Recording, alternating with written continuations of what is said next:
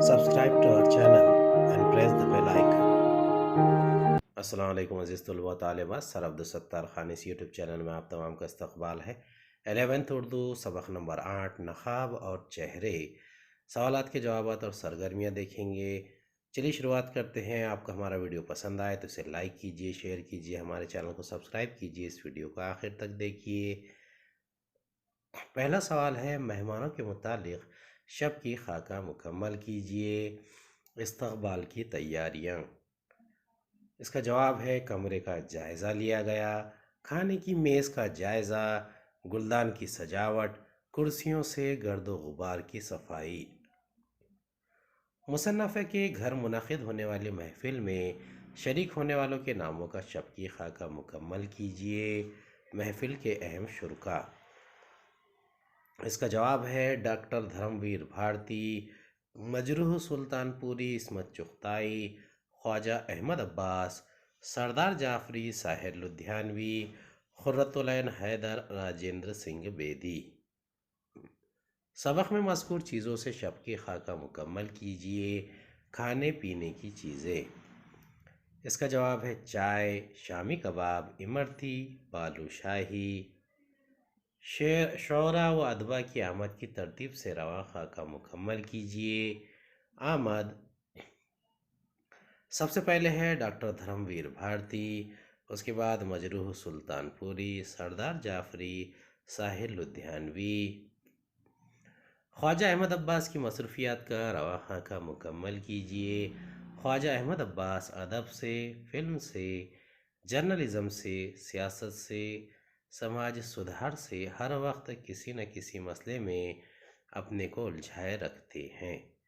इसका जवाब है, ख्वाजा अहमद अब्बास अदब से फिल्म, फिल्म से जर्नलिज़म, जर्नलिज़म से सियासत, सियासत से समाज सुधार, समाज सुधार से बच्चों की तालीम, हर वक्त किसी न किसी मसले में अपने आप को उलझाए रखते हैं।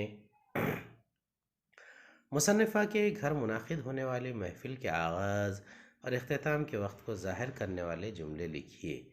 अदबी महफ़िल के वक्त का इजहारिया। पहले का जवाब है, अदबी महफ़िल हमारे यहाँ इस शाम बम्बई के अदीब और शायरों की एक महफ़िल मुनाकिद होने वाली थी। वक्त का इजहारिया, मैंने घड़ी की तरफ देखा, सुई 11 पर आने वाली थी। झैल की सरगर्मियाँ हिदायत के मुताबिक मुकम्मल कीजिए। पहला सवाल है, मुसन्निफ़ा के मुताबिक निजी महफ़िलों और अदबी मजलिसों का फ़र्क तहरीर कीजिए। दूसरा, सबक में शायरों और अदीबों की एक ख़ास आदत पर तंज़ किया गया है, उस तंज़िया जुमले को नक़ल कीजिए। तीसरा, चाय के पानी के लिए इस्तेमाल की गई तशबीहात वाज़ेह कीजिए।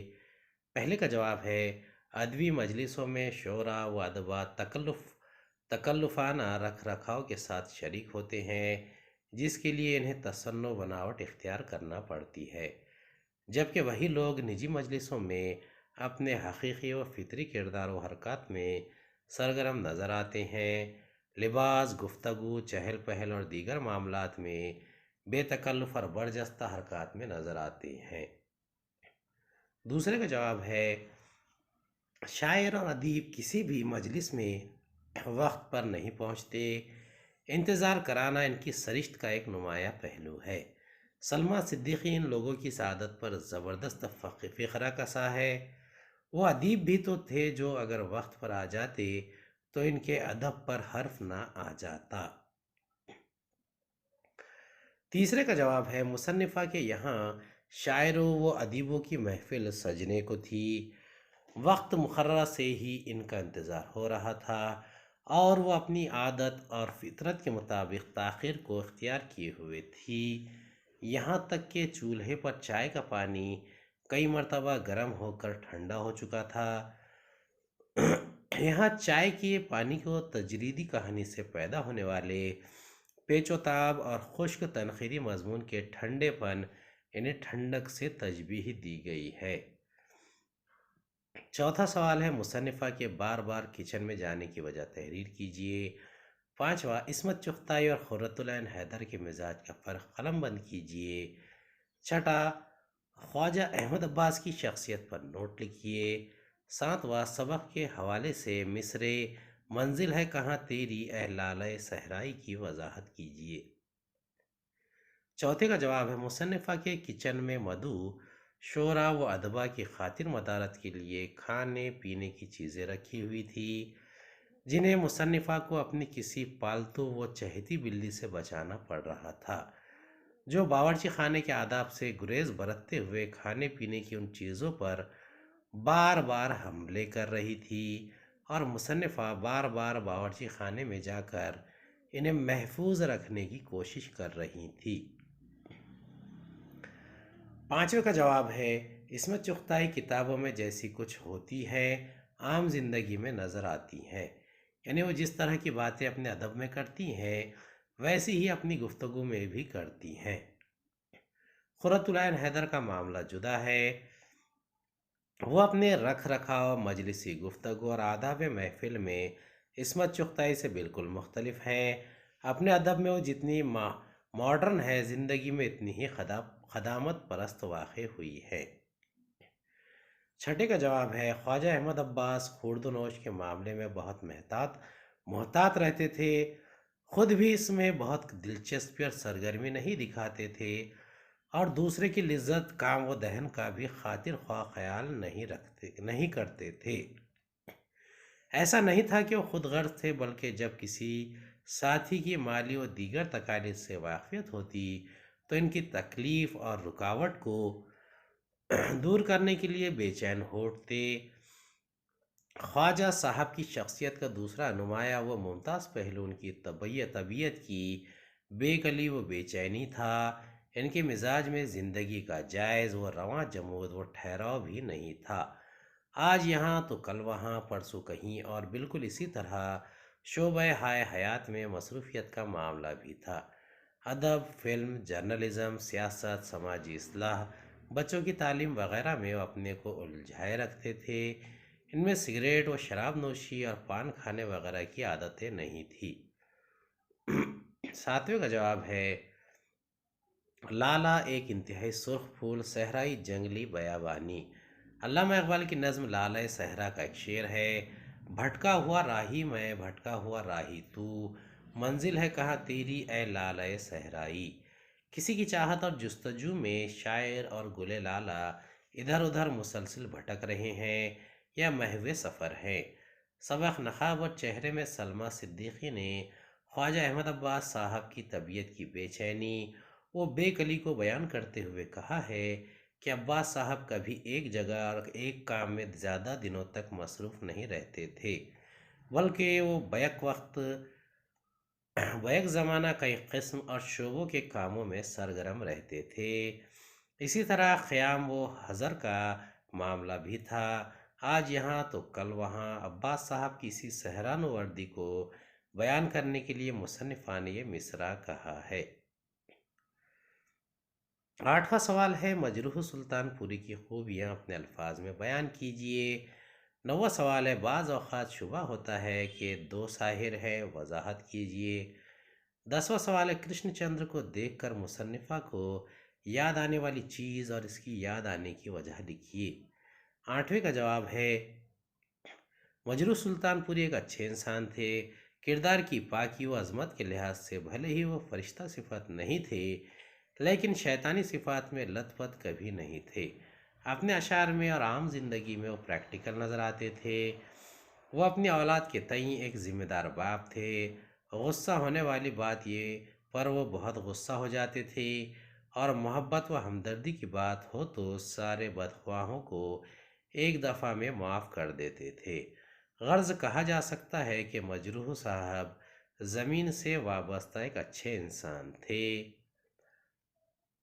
9واں سوال ہے اپنے مضمون میں مصنفہ نے اس بات کا ذکر کئی مرتبہ کیا ہے کہ شعراء ادبا اپنے ادب میں جو کچھ نظر آتے ہیں نجی زندگی میں اس کے برعکس واقع ہوتے ہیں، لیکن ساحر لدھیانوی کے بارے میں انہوں نے بڑی دلچسپ بات پیش کی ہے کہ وہ اپنی نظموں میں موضوعات و جذبات کے اظہار میں جس قدر مدھم اور دل گرفتار لہجہ اختیار کرتے ہیں، عام ملاقات میں بھی اسی قدر آہستہ اور غمگین پیرایہ اپناتے ہیں، لیکن ان سب کے باوجود ان کی نظمیں دلچسپ اور انقلاب آفریں ہوتی ہے۔ مصنفہ کہتی ہیں کہ بعض اوقات شبہ ہوتا ہے کہ دو ساحر ہے، ایک وہ جو دلکش نظمیں کہتا ہے، دوسرا وہ جو تلخ حقیقت افروز بلکہ خنوتیت آمیز گفتگو کرتا ہے۔ 10ویں کا جواب ہے، رات 11 بجے جب سلمیٰ صدیقی کو وہ کرشن چندر کے مہمان شعرا و ادبا کھانے کی میز کی طرف بڑھنے لگے تو مصنفہ سوچنے لگی کہ کچھ لوگوں کا خیال ہے کہ بمبئی کے یہ بڑے ادیب جب آپس میں ملتے ہوں گے تو ایک بہت ہی بلند سطح پر انتہائی دانشمندی کی گفتگو کرتے ہوں گے اور دنیا جہان کے مسئلے سلجھاتے ہوں گے۔ ان لوگوں سے قریب ہونے سے پہلے مصنفہ بھی یہی سوچتی تھی۔ یہ تمام باتیں یاد آنے کی وجہ یہ تھی کہ وہ تمام ادیب و شاعر اس قسم کی نجی مجلسوں میں عام اور ذاتی معاملات پر بے تکلفانہ گفتگو کرتے تھے، یہاں تک امرتی، بالو شاہی اور جلیبی وغیرہ پر بھی خوب تبصرے ہوتے تھے۔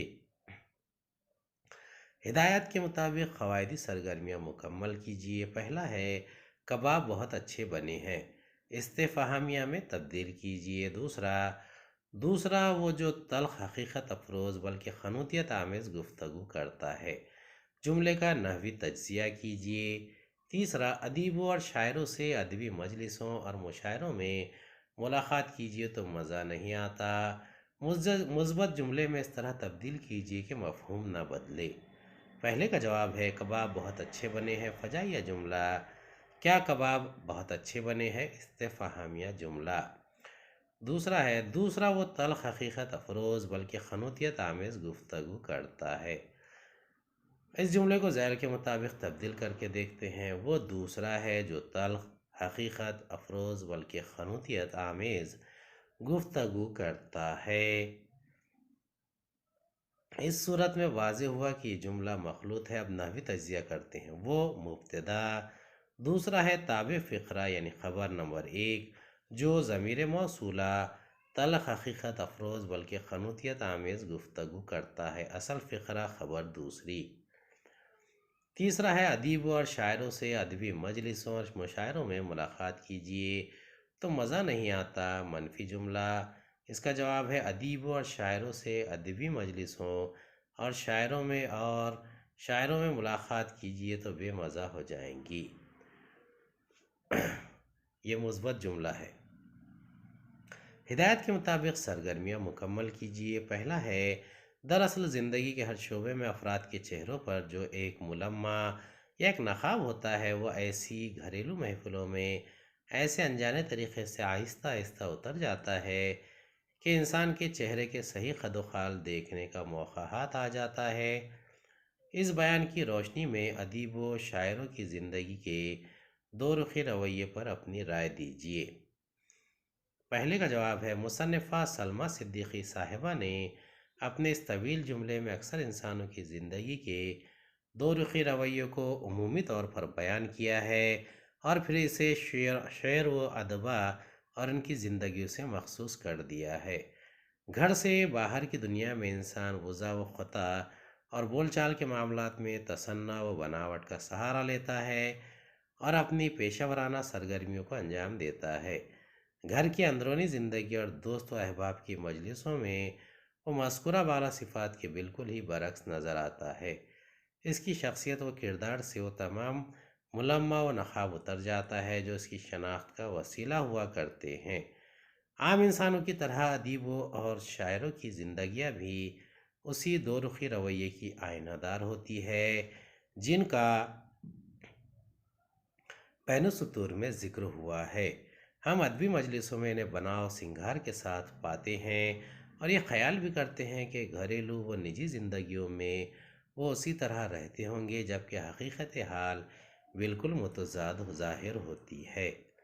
دوسرا ہے، ادیب کی زندگی کا جو سب سے اہم پہلو ہے وہ اسے 100 پردوں میں چھپا کر رکھتا ہے، آپ اسے صرف کتاب میں دیکھ سکتے ہیں، اس پر اپنی ذاتی رائے تحریر کیجیے۔ اس کا جواب ہے، بڑے بڑے ادیب و شاعر کی عام و ذاتی زندگی کی سرگرمیاں تکلفات سے عاری ہوتی ہیں، ان کا رہن سہن اور انداز گفتگو بناوٹ سے خالی ہوتا ہے، جسے ہم عامیانہ کہہ سکتے ہیں۔ کہیں کہیں تو یہ تمام باتیں عام لوگوں سے بھی نچلی سطح میں نظر آتی ہے۔ ان ادیبوں اور شاعروں کی اصل علمی و ادبی حقیقت ان کی تخلیقات کے اوراق پر ظاہر ہوتی ہیں۔ ادبی مجلسوں میں ان کے جوہر کھلتے ہیں، ان کی باتوں سے فصاحت و بلاغت کے پھول جھڑتے ہیں۔ ایک زمانہ ان کی باتوں کو سند کے طور پر تسلیم کرتا ہے۔ امید ہے آپ کو ہمارا ویڈیو پسند آیا ہوگا۔ اگلے ویڈیو میں دوبارہ ملاقات ہوگی۔ خدا حافظ۔